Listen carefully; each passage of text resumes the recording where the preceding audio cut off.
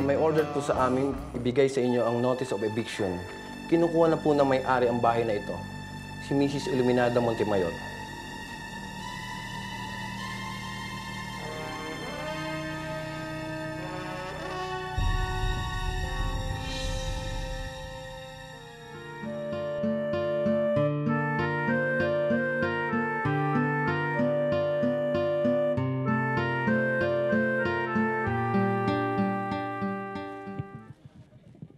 Ladies and gentlemen, on behalf of my family, the Montemayor family, I would like to invite all of you to a toast for the success of the Montemayor Princess Luxury Liner.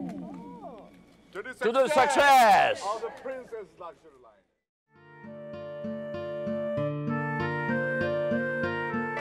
And for the very first time, next week, it will be sailing from Manila to Singapore. At bilang pagpapasalamat po sa inyong lahat sa inyong pagdalo sa gabing ito, your invitation will also serve as a round-trip ticket for two. Hey! May the Montemayor Princess Luxury Liner be the first among the many luxury liners of the Montemayor Shipping Company. Mabuhay! Mabuhay! Mabuhay!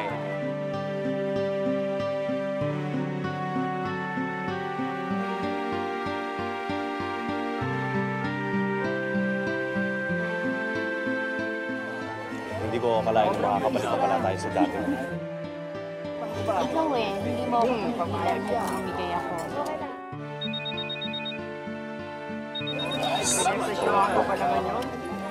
Hello? Ano? Paano sila nakapasok dito? Napasok? Sige, sana maintindihan mo. Ha? Wala akong alam sa mga nangyari. Nestor! Nestor!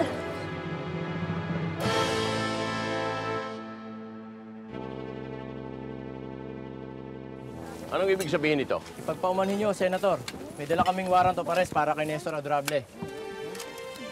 Para sa pagkamatay ni Millicent?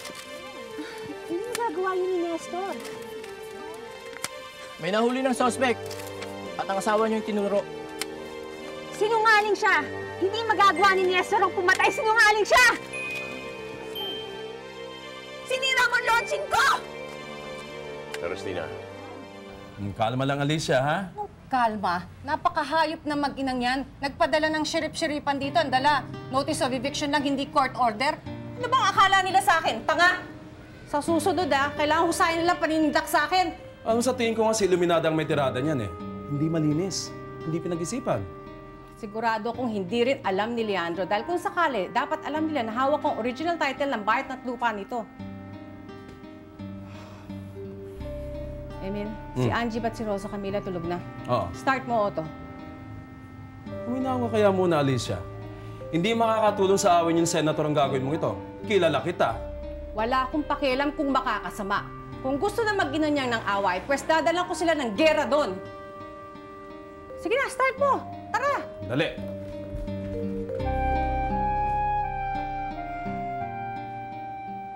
Saan ka nang galing, ha? Ano ang pinag-alala mo si Lola? Ha? Pasalamat ka, napatulog ko na, pumayag na lang itulog yung pag-aalala sa'yo. Tingnan mo nga tong asawa mo, buntis na buntis, pinupuyat mo. Saan ka galing? Carlito, ano ba? Sobra na talaga yung isang yun. Pagpasensyahan mo na. Huwag ka mag-alala, bukas sa bukas kakausapin ko si Lola. Sabihin ko sa kanya kausapin yung lalaki niya. Huwag na. Masyado na kaming pabigat kay Lola Romina. Dami siyang ibang problema. Ako nang bahala kay Carlito. Phoebe, huwag na huwag mo iiwan ang kapatid ko kahit na anong mangyari, ha? Susubukan ko.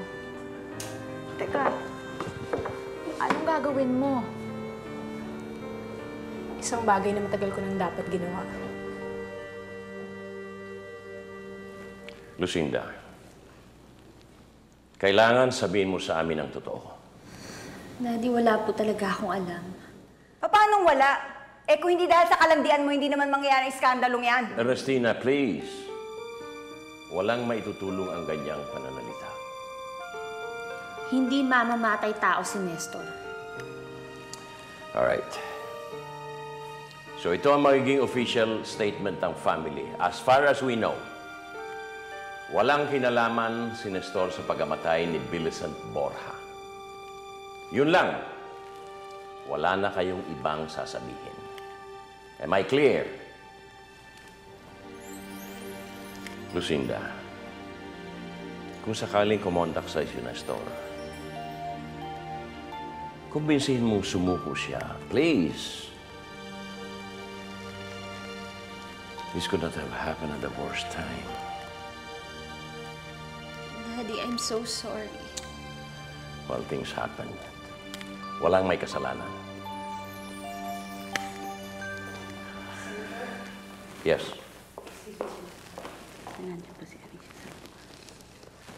Si Alicia narito? Excuse me. Para kami mga kriminal na pinalalaya sa sarili naming pamamahay.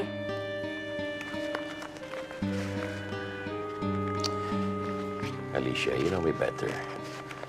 Wala akong alam dito. Alam ko, Leandro. Pero pwede bang pagsabihan mo sila? Hindi porket sila ang una mong pamilya, pwede nila kaming guluhin kahit kailan nila gusto. Hindi mo na kailangan sabihin sa akin yan. Talagang pagsasabihan ko sila. Leandro, nananahimik na kami ni Rosa Camila. Pero ibang nananahimik sa nagpapakamartir at yun ang hindi ko gagawin. Kapag naulit pa ito, kapag kinalantari pa ako ng una mong pamilya, lalaban at lalaban ako! Tara.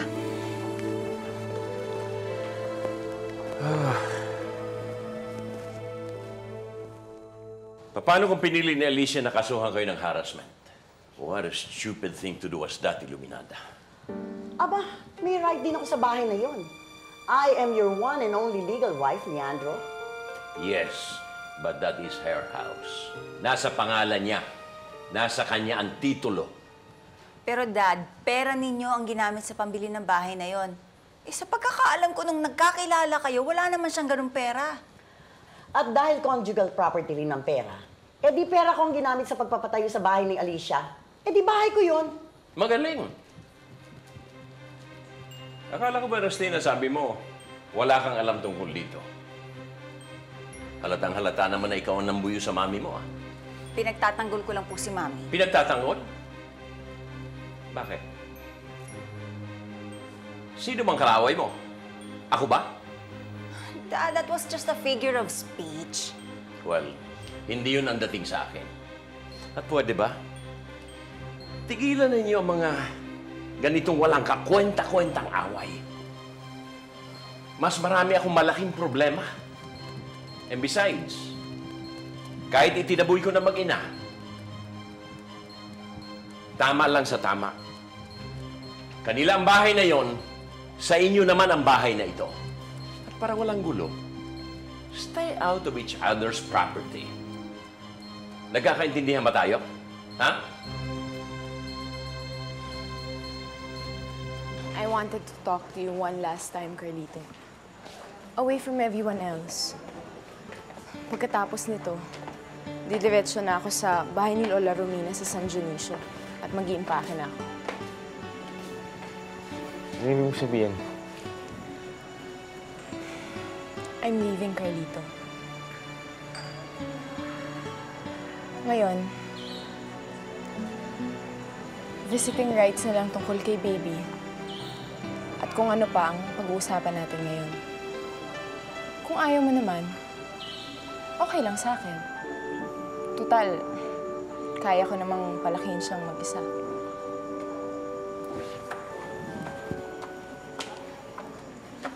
Rosa Camila.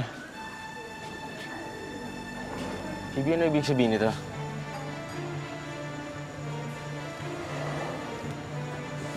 Sabi mo, imposibleng buntis si Phoebe.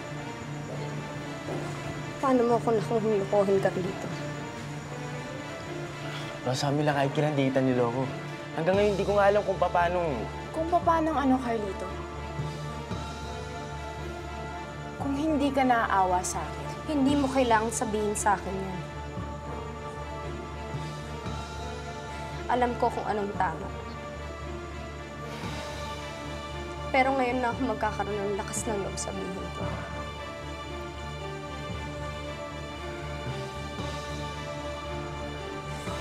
Huwag mo na kaming alalahanin, Carlito. Dahil hindi ka na namin kailangan ng anak ko. Kung mawawala ka, kung mawawala ka, di na Alam mo, matagal ko nang suspecha ito eh. Kaya pinakuha ko yung mga land titles sa alam kong nakapangalan sa inyo ni Rosa Camila. And sure enough, nakapangalan na sa demonyong mag-ina. Paano nila nagawa ito? Kasabot siguro nila si Atty. Asturias. That seems to be the only possible way.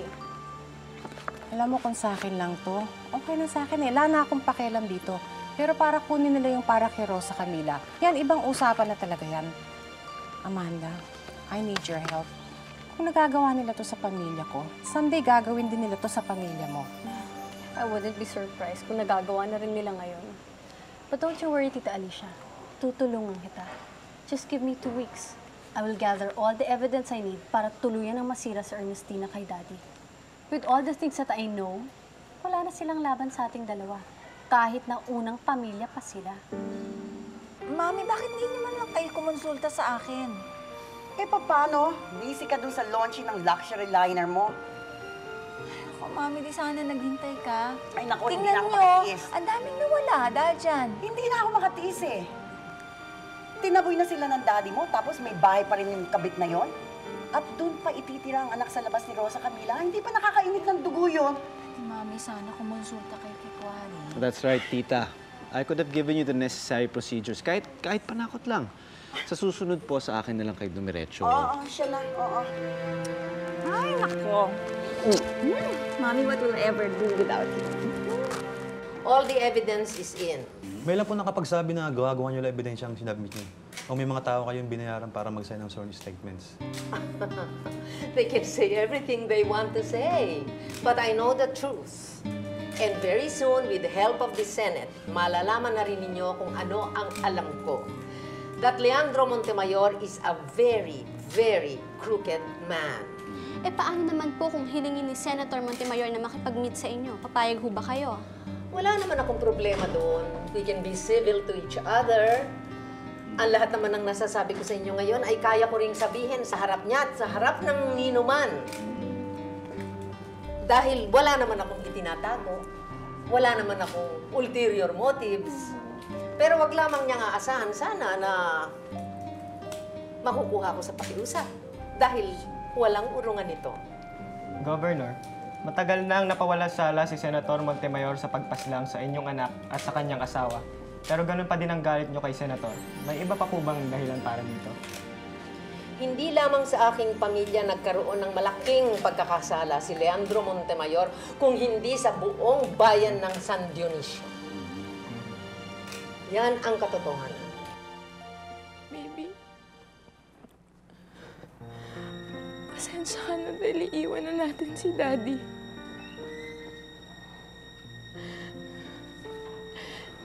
Hindi niya tayo mahal.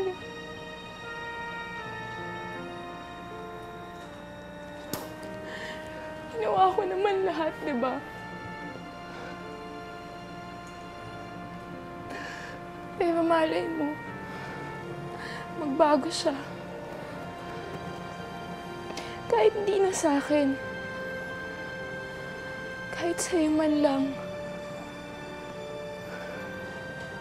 Sana, mahalin ka rin niya tulad ng pagmamahal ko sa'yo.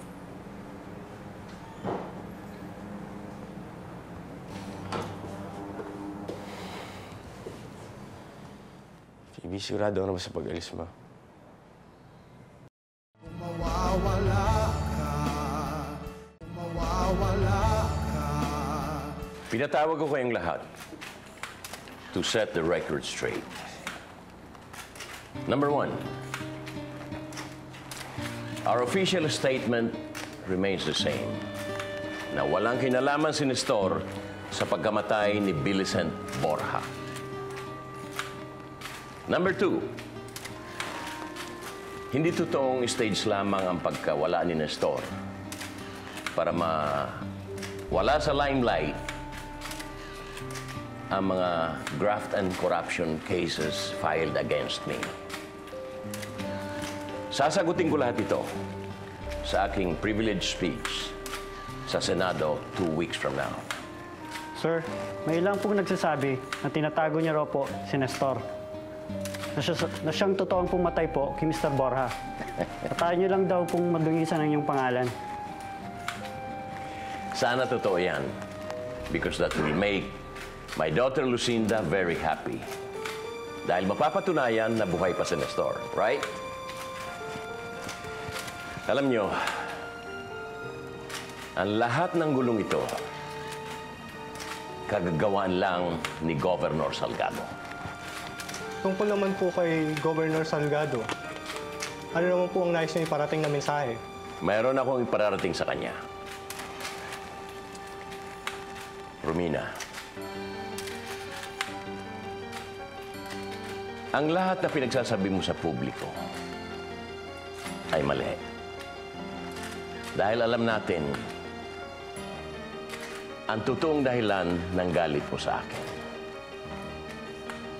So, why don't we settle this once and for all? Let bygones be bygones. Ano, Romina? Kaya mo ba akong harapin muli? Pero tulungan niyo ako, ha?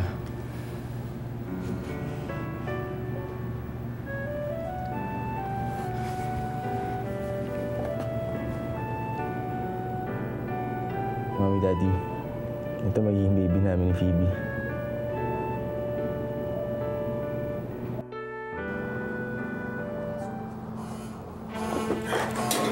Si Nestor!